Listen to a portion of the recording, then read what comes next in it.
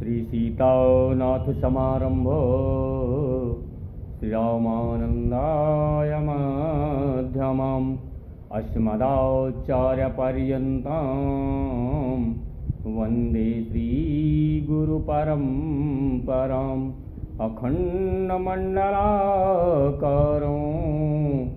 व्याप्तं येन चराचरं तत्पदं दर्शितं येन तस्मै श्रीगुरवे नमः।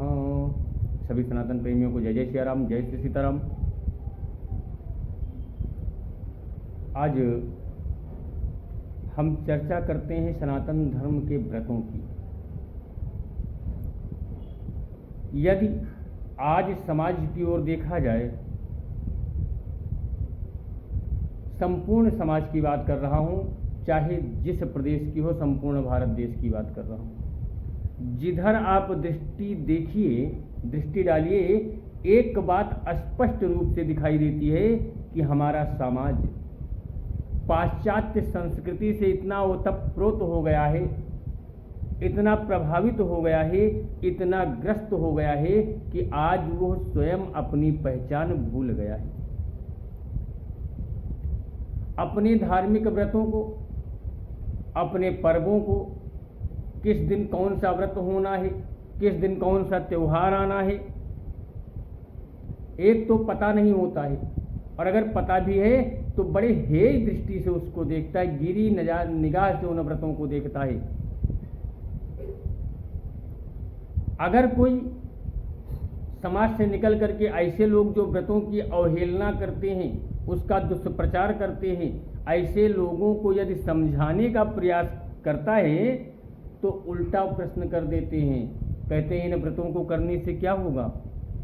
धार्मिक व्रतों के पीछे कोई वैज्ञानिक कारण हो तो बताओ। दिन भर भूखा रह के क्या मिल जाएगा? ऐसे अनेकों प्रश्नों की बौछार कर देते हैं वो अनभिज्ञ लोग जो सनातन धर्म के व्रतों के महत्व को नहीं जानते हैं। आजकल चाहे छोटी बस्तियों में चले जाइए, चाहे महानगरों में चले जाइए, अगर दृष्टि डाली जाए तो परिणाम यह निकल कर आता है कि जहां भी देखो आज हमारा शरीर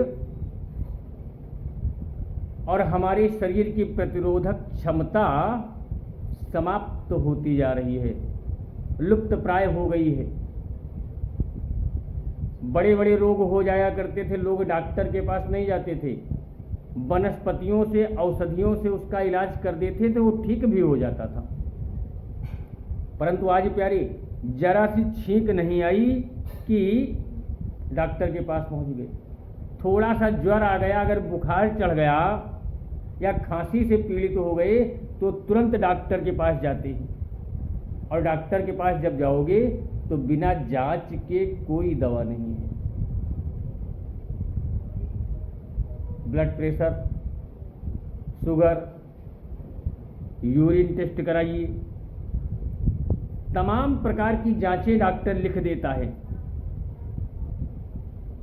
पहले वैद्य होते थे, नाड़ी देख करके आपको औषधि बता देते थे, जाओ फला पेड़ की छाल ले आओ, उसको जो है रगड़ करके लगा लो, या कोई अंदरूनी बीमारी अगर है, आंतरिक अगर कोई बीमारी है तो बताते थे इसकी पत्ती पियो, इसकी छाल खाओ, यही बता देते थे। आज बड़ी बड़ी डिग्री लेकर के बैठे डॉक्टर, उनको नाड़ी देखने का गुण ही नहीं है। जब तक जांच नहीं कराएंगे, जांच रिपोर्ट नहीं देख लेंगे, तब तक वो इलाज कर ही नहीं सकते। बड़े बड़े शहरों में ऐसे नर्सिंग होमों की एक श्रृंखलाएं फैली हुई हैं, जिनमें आम आदमी लुटता चला जा रहा है। जरा सी बीमारी लेकिन 50 प्रकार की जांच लिख देंगे।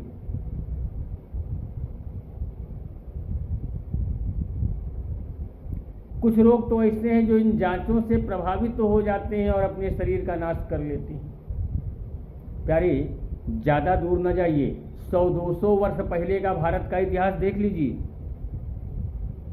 तो आज की अपेक्षा पहले लोग अधिक स्वस्थ थे, अधिक निरोग थे। क्यों? क्योंकि वो अपने खान पान का ध्यान रखते थे। पिज्जा बर्गर नहीं होता था जिसको खा के आजकल के युवा वर्ग अनेक प्रकार की बीमारियां अपने अंदर बना रही हैं। अगर हमारे पूर्वज स्वस्थ और निरोग थे तो उसका कारण ये था कि उन्होंने ऋषि मुनियों की बात मानी। हमारे ऋषि मुनि कहने को तो साधु सन्यासी थे, लेकिन वो करते क्या थे? वो सतत अध्ययन करते थे, चिंतन मनन करते थे कि मानव समाज निरोग कैसे रहे, स्वस्थ कैसे रहे। और जो लोग पूछते हैं व्रतों के पीछे वैज्ञानिक कारण, उनको यह बता देना चाहिए कि इन्हीं ऋषि मुनियों की खोज के आधार पर आयुर्वेद बना है और आयुर्वेद के अनुपालन में ही सनातन धर्म के व्रतों की श्रृंखला रखी गई है। इन सामान्य से व्रतों के पालन से मनुष्य सामान्य रोगों से मुक्ति प्राप्त करके स्वस्थ जीवन का अनुभव करता है। परंतु आज न व्रत रह गए हैं न पर्व रह गए हैं। भारतवर्ष में अगर हम व्रतों को देखें तो चैत्र मास से वर्ष शुरू होता है। चैत्र के महीने से चैत्र शुक्ल पक्ष से 9 संवत्सर लगता है, तो व्रत का प्रारंभ प्रथम दिन से हो जाता है चैत्र नवरात्रि से। व्रतों की श्रृंखला देख लीजिएगा। और यही व्रत रह करके हमारे पूर्वज निरोग रहते थे, स्वस्थ रहते थे। 9 दिन का नवरात्र करके फिर चैत्र रामनवमी का व्रत रहा जाता था। और हमारे सनातन धर्म में मास व्रत, तिथि व्रत, वार व्रत, नक्षत्र व्रत, तमाम प्रकार के व्रत बताए गए हैं। लेकिन संभव नहीं है कि एक व्यक्ति सारे व्रत कर ले। तो मुख्य व्रत क्या करना चाहिए जिसके करने से मनुष्य स्वास्थ्य लाभ प्राप्त कर सकता है? चैत्र शुक्ल प्रतिपदा शारदीय वासंतिक नवरात्र, उस दिन नए संवत्सर का प्रारंभ होता है। सुबह उठ करके मुख मार्जन करके स्नान आदि से निवृत्त होने के बाद सर्वप्रथम कड़वे नीम के पत्ते के सेवन करने का विधान है। सोच लीजिएगा कि हमारे संत महंत, हमारे ऋषि मुनि कितने उच्च विचारधारा रखते थे मानव मात्र को स्वस्थ रखने के लिए। चैत्र नवरात्र के प्रथम दिन स्नानादि से निवृत्त होकर के सर्वप्रथम नीम के कड़वे पत्ते चबाकर खाकर पानी पीने का विधान है।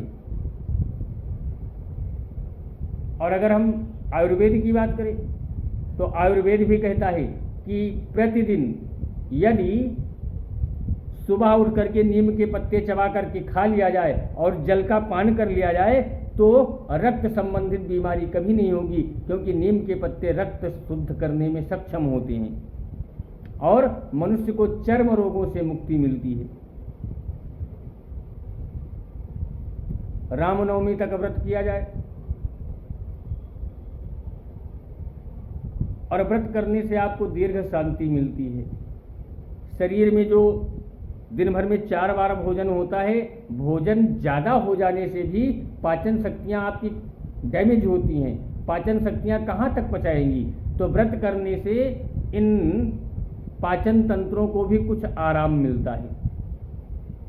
एक दिन व्रत करके दूसरे दिन कुछ आप खाएंगे, वो तुरंत वो पाचक शक्तियाँ सक्रिय हो जाएंगी और वो पच जाता है। वैशाख मास में तृतीया तिथि को अक्षय तृतीया का व्रत, इस पवित्र तिथि को उपवास करके जल से भरा हुआ मिट्टी का घड़ा, फल, पंखा तथा दक्षिणा सहित दान करने का विधान है। इसी तिथि से प्रतिदिन मिट्टी के घड़े में भरा हुआ जल पीना प्रारंभ कर देना चाहिए, क्योंकि वैशाख से ही गर्मी का ताप शुरू हो जाता है और मिट्टी के घड़े में भरा हुआ जल पीने से अनेक प्रकार के रोग अपने आप समाप्त हो जाते हैं। मिट्टी का जल से संपर्क जब होता है तो जल शुद्ध हो जाता है पंच तत्वों में जल और मिट्टी दोनों तत्व हैं।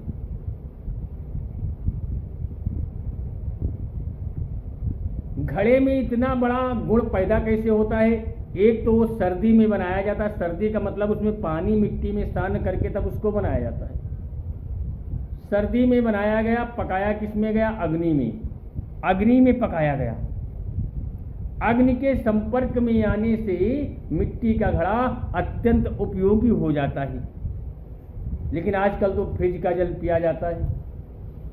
फ्रिज के जल की अपेक्षा अगर मिट्टी के घड़े का जल पिया जाए तो प्यारे शरीर आपका आरोग्यता प्राप्त करेगा, आपको रोग नहीं लगेगा। पुरुष सूक्त में एक मंत्र आता है, चंद्रमं मनसो यातः चक्षोः सूर्यो अजायत श्रोत्राद् वायुश्च प्राणश्च मुखाद् अग्निरजायत। इसमें बताया गया है कि परब्रह्म परमात्मा के मन से चंद्रमा की उत्पत्ति हुई है। चंद्रमा मन सो जाता है। परब्रह्म परमात्मा के मन से चंद्रमा की उत्पत्ति हुई है। चंद्रमा शीतल है। चंद्रमा शीतल है और मन से कहते हैं कि चंद्र की किरणों से अमृत की वर्षा होती है। मानव की संपूर्ण क्रिया मन से ही संपादित होती है। कोई भी काम करना है तो पहले मन में वो विचार आएगा, तब आपके हाथ पैर क्रियाशील होंगे। और चंद्रमा और भगवान गणेश का अद्वितीय संबंध है। तो गणेश चतुर्थी का व्रत चंद्रमा को देख करके तोड़ा जाता है।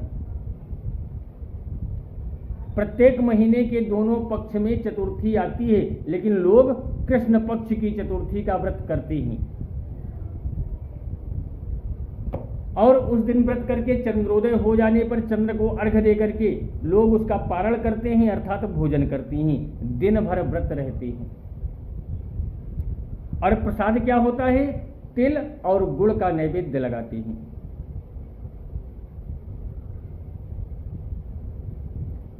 धार्मिक व्रतों में एकादशी, प्रदोष और शिवरात्रि, श्री कृष्ण जन्माष्टमी, श्री राम नवमी आदि बड़े महत्वपूर्ण व्रत हैं। वर्ष भर में 24 एकादशियां आती हैं, जिसमें से हरिशयनी एकादशी और प्रबोधनी एकादशी तथा शिवरात्रि का व्रत करना बड़ा महत्वपूर्ण है।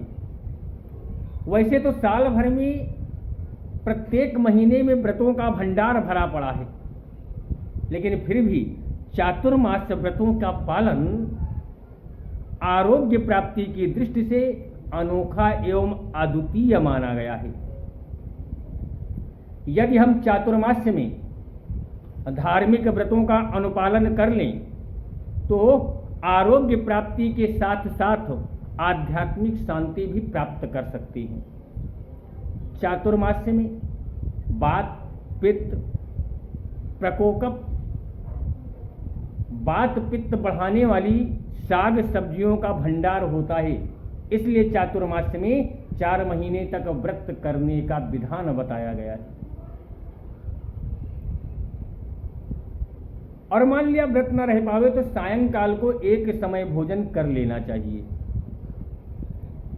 एक कहावत कही गई है कि वैद्यानां शारदी माता पिता चा कुसुमाकरः, अर्थात चिकित्सकों के लिए शरद ऋतु लाभकारी है। वैद्यानां शारदी माता, शरद ऋतु में रोग बढ़ जाते हैं और चिकित्सक तो दुकान खोल के बैठा इसीलिए है कि रोगी आएंगे तभी उसका दाल रोटी चलेगी। तो वैद्यानां शारदी माता पिता चा कुसुमाकरः, यह एक माता की भांति वैद्य लोगों की परवरिश करती है, उनका पालन करती है। तो बसंत ऋतु पिता की तरह उनका पालन पोषण करता है। दोनों ही ऋतुएं अपना प्रभाव मानव के स्वास्थ्य पर अवश्य डालती हैं। अधिकांश व्यक्ति इन 2 ऋतुओं में अनेकों प्रकार के रोगों से ग्रसित हो जाते हैं, जैसे मलेरिया, पीलिया आदि रोग मानव में अधिक हो जाती हैं। इन रोगों से बचने का घरेलू सामान्य उपाय धार्मिक व्रतों का पालन आचरण करना है। धार्मिक व्रत क्या सिखाते हैं? धार्मिक व्रत सिर्फ आपके खान पान को रोकते हैं, उसको कंट्रोल करते हैं, और अपने खान पान पर ध्यान देकर अगर मानो ईश्वर की आराधना करता है तो उसको निरोगता तो मिलती ही है, साथ में आध्यात्मिक शांति भी मिलती है। वर्षा ऋतु इस समय चल रही है। वर्षा ऋतु में अनेकों प्रकार की सब्जियां सड़ती हैं, उनमें कीड़े प्रवेश करते हैं, तालाब आदि का जल दूषित हो जाता है, मच्छर, विभिन्न प्रकार के कीड़े मकोड़े वर्षा और शरद ऋतु में पैदा हो जाते हैं। इन कीड़ों मकोड़ों के रोग से मुक्ति के लिए धार्मिक रूप से विशेष व्रतों का आयोजन होता है। वैसे अगर हम आरोग्यता की बात करें तो आरोग्यता की दृष्टि से सप्ताह में कम से कम एक दिन का व्रत सबको करना चाहिए, और जिस दिन का व्रत रहे उस दिन से संबंधित देवताओं की पूजा करें, अर्चना करें। सोमवार भगवान शंकर के लिए है, गुरुवार भगवान दत्तात्रेय के लिए है, शुक्रवार या मंगलवार माता भवानी के लिए है, शनिवार श्री हनुमान जी एवं शनिदेव के लिए है। इस प्रकार प्रत्येक दिवस किसी न किसी देवता की आराधना के लिए है। कहने का अर्थ है कि हम अपने जीवन को सुधार सकते हैं, निरोग हो सकते हैं, तो उसका एक ही उपाय है धार्मिक व्रतों का अनुपालन।